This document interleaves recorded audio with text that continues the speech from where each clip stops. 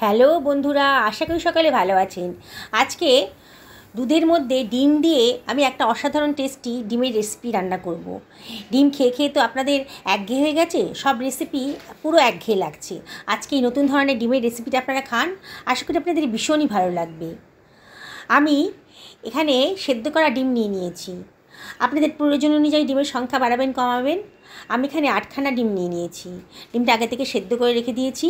এবার ডিমের গায়ে ছুরি দিয়ে একটু কাট লাগিয়ে দিচ্ছি, তাহলে গ্রেভির স্বাদটা ডিমের মধ্যে ঢুকে যাবে। বন্ধুরা, রেসিপিটা বানানো একেবারেই সোজা। হাতে যখন খুব কম সময় থাকবে অথচ ভালো কিছু খেতে ইচ্ছে করছে, তখন আপনারা এই ডিমের রেসিপিটা তৈরি করে ফেলতে পারেন। ঝটপট হয়ে যায় ডিমের রেসিপিটা, আর স্বাদ কিন্তু সত্যি বলছি বন্ধুরা, দারুণ দারুণ। ডিমের গায়ে কাট লাগানো হয়ে গেছে, সরিয়ে রাখলাম। আমি একটা মিক্সার গ্রাইন্ডার নিয়ে নিয়েছি। এর ভেতর দিয়ে দিচ্ছি 1.5 টেবিল চামচ মতো সর্ষে দানা। আমি এখানে সাদা সর্ষে ব্যবহার করেছি, মানে হলুদ সর্ষে। আপনারা ইচ্ছে করলে কালো সাদা দুটো মিশিয়ে করতে পারেন, কিংবা শুধু কালো কিংবা শুধু সাদাও করতে পারেন। এখানে দিয়ে দিলাম 1 টেবিল চামচ মতো পোস্ত দানা আর 2খানা কাঁচা লঙ্কা। হাফ টেবিল চামচ মতো লবণও দিয়ে দিলাম। এটাকে আমি শুকনো অবস্থায়, মানে জল ছাড়া এটাকে গ্রাইন্ড করে নেব। অল্প মশলা তো মিক্সারে গ্রাইন্ড করতে গেলে খুব অসুবিধা হয়। আপনারা ইচ্ছে করলে এই মশলাটা শিলপাটাতেও বেটে নিতে পারেন। দেখুন আমার সুন্দরভাবে কিন্তু গ্রাইন্ড হয়ে গেছে। এবারে আমি দিয়ে দিচ্ছি একটা টমেটো কুচি করে রেখেছিলাম, দিয়ে দিলাম। হাফ টেবিল চামচ মতো হলুদের গুঁড়োও দিয়ে দিলাম। আর এর ভেতর দিয়ে দিচ্ছি 1 টেবিল চামচ মতো ধনে গুঁড়ো আর হাফ টেবিল চামচ মতো জিরের গুঁড়ো দিয়ে দিলাম। আর দিয়ে দেবো 1 টেবিল চামচ মতন লঙ্কার গুঁড়ো। লঙ্কাটা অবশ্যই আপনারা নিজেদের পছন্দ মতো দেবেন। আর দিয়ে দিচ্ছি একটুখানি দুধ। বলেছি না আজকে জল ইউজ করব না, দুধ দিয়েই রান্নাটা করব, দারুণ সুন্দর টেস্টটা আসবে। দেখুন কত সুন্দর একটা স্মুথ পেস্ট তৈরি হয়ে গেছে। এবার এর ভিতরে আমি দিয়ে দিচ্ছি 2 টেবিল চামচ মতো নারকেলের গুঁড়ো। নারকেলটাকে আগে থেকে কোরানো ছিল, দিয়ে দিলাম। দেখুন কি সুন্দর একটা স্মুথ পেস্ট তৈরি হয়ে গেল। এটাকে একটা কড়াইয়ের ভেতর নিয়ে নিচ্ছি। যে কড়াইটা আমি রান্না করব সেই কড়াইয়ের ভেতর এটাকে নিয়ে নিচ্ছি। গ্রাইন্ডার থেকে সমস্ত মশলাটাই কড়াইয়ের ভেতর নিয়ে নেব। বন্ধুরা, রেসিপিটা কিন্তু বানানো একেবারেই সোজা, আর স্বাদ কিন্তু একেবারেই নতুন, একেবারে ভিন্ন স্বাদের রেসিপি আজকে তৈরি হতে চলেছে। আর অল্প সময়ের মধ্যে অল্প খরচের ভেতর। সমস্ত ডিমগুলোকে আমি মশলার মধ্যে দিয়ে ভালো করে মাখিয়ে নিচ্ছি। ঝটপট রেসিপিটা তৈরি হয়ে যাবে। এটা লুচি, রুটি, পরোটা সবের সাথেই কিন্তু আপনারা খেতে পারবেন, খুব ভালো লাগবে। পোলার সাথেও কিন্তু দারুণ লাগবে। সব কিছু ভালো করে মাখিয়ে নিয়েছি। এবারে আমি এর ভেতর দিয়ে দেবো 2 টেবিল চামচ মতো সর্ষের তেল। এখানে সর্ষের তেলটা দেওয়ারই চেষ্টা করবেন, তাহলে সর্ষের তেল দিলে কিন্তু দারুণ সুন্দর একটা টেস্ট আসে। আবারও আমি সব কিছু মাখিয়ে নিচ্ছি ডিমের গায়ে। বন্ধুরা, একেবারে নতুন ধরনের রেসিপি।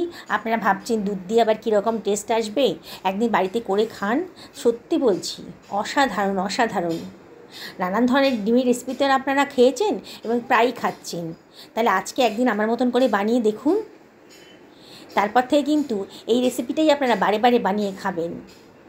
মিক্সার গ্রাইন্ডারটার মধ্যে একটু দুধ দিয়ে দিয়েছিলাম, দিয়ে যেটুকু মশলা মিক্সার গ্রাইন্ডারের মধ্যে লেগেছিল সেগুলো একসাথে আমি ডিমের মধ্যে দিয়ে দিলাম। এবার দিয়ে দিচ্ছি 1 কাপ মতো দুধ।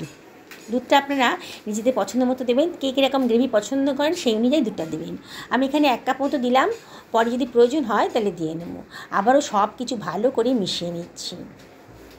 কোনো ঝামেলাই নেই বন্ধুরা, একবার যে দেখবে না রেসিপিটা, সে কিন্তু এই রেসিপিটা অনায়াসে বানিয়ে ফেলতে পারবেন। আর যে একবার খাবে না, সে কিন্তু বারে বারে এই রেসিপিটাই তৈরি করে খাবেন। এবার কতগুলো কাঁচা পাকা লঙ্কাও দিয়ে দিলাম। এবার আমি গ্যাসের ওভেনে বসিয়ে দিচ্ছি কড়াইটা। এবার গ্যাসের ফ্লেমটা আমি ধরিয়ে দিচ্ছি। দেখুন বন্ধুরা, এবার আমি ঢাকা দিয়ে মিনিট 5 হাই ফ্লেমে রান্না করে নেব। 5 মিনিট হয়ে গেছে, দেখুন ফুটতে শুরু করেছে, কিন্তু ডিমের গ্রেভিটা কিন্তু ফুটতে শুরু করেছে। একটু নাড়াচাড়া করে দিলাম। আমি খুব বেশি গ্রেভি রাখতে চাইছি না, একটু মাখো মাখো বানাবো বলে আমি আর দুধ দিলাম না। আপনাদের যদি মনে হয় তাহলে একটু দুধ এখন এখানে অ্যাড করে দিতে পারেন। আবারও লো ফ্লেমে মিনিট 5 এটাকে আমি রান্না করে নেব। দেখুন বন্ধুরা, আবারও সব কিছু ভালো করে মিশিয়ে নিচ্ছি। দেখুন আমার রান্নাটা কিন্তু কমপ্লিট হয়ে গেছে। আমি এখানে কোনো গরম মশলাও দিইনি, কারণ বলছি আমি কেন দিইনি সেটা বলছি। এবার একটা সার্ভিং প্লেটে আমি এটাকে সার্ভ করে দিচ্ছি। বন্ধুরা, রেসিপিটা যদি ভালো লাগে তাহলে লাইক শেয়ার কমেন্ট করতে কিন্তু ভুলবেন না। আর নতুন বন্ধুদেরকে রিকোয়েস্ট করবো আমার চ্যানেলটা সাবস্ক্রাইব করার জন্যে। পাশে থাকা বেল আইকনটা অবশ্যই ক্লিক করে দেবেন, তাহলে আমার রান্নার নোটিফিকেশানটা আপনারা চটজলদি পেয়ে যাবেন। এখানে দিয়ে দেবো 1.5 টেবিল চামচ মতো সর্ষের তেল। সর্ষের তেলের গন্ধটা বেরোবে, সেই জন্যে আমি গরম মশলাটা এখানে অ্যাভয়েড করেছি। আপনার যদি মনে হয় গরম মশলা দেবেন তাহলে দিতে পারেন, তো আমি সর্ষের তেল গন্ধটা ভালো লাগবে এখানে ভাতের সাথে মেখে খেতে, এই জন্যে সর্ষের তেল দেবো বলেই গরম মশলাটা অ্যাভয়েড করেছি। দেখুন গরম ভাতের সাথে এটা আমি সার্ভ করে দিচ্ছি। বন্ধুরা, একদিন অবশ্যই বাড়িতে এটা বানিয়ে ফেলুন।